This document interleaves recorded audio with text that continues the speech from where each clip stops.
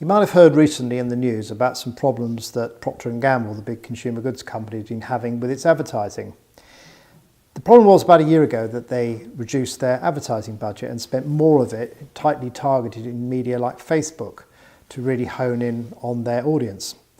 The problem was this wasn't a very effective approach, and they ended up the year 8% down in sales, which is enormous for a company like P&G. So what can we learn from this? Well, I've been reading about what the experts are saying about the current state of the debate between efficiency and effectiveness in advertising.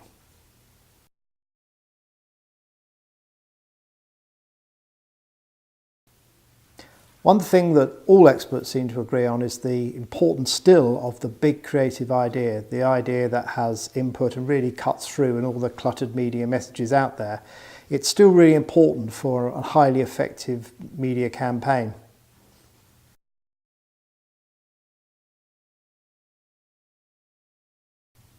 Another thing that the experts still seem to agree on is this importance of building relationships with audiences and potential customers. It's not just about the hard sell.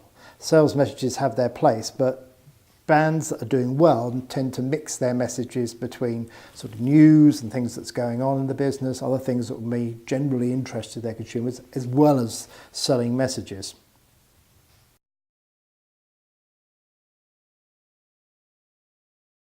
I came across a really good example of this recently. Earlier in the year, a friend of mine bought a bike shop called Destination Bike, and he wanted to build that up as a brand. And I think he's been doing that very effectively using social media. So through his Twitter and Facebook feeds, he's been putting out news and information about new things happening at the shop, people visiting, etc. And he's combining this with sales messages and offers.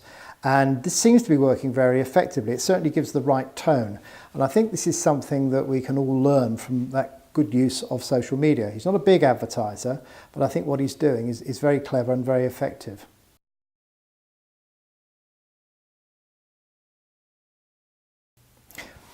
Another important factor, which experts continue to agree on, is the need for brands to communicate value, communicate why people should come to them and why they are different from their competitors. This is another important factor which contributes to this whole need to be efficient and effective in your marketing.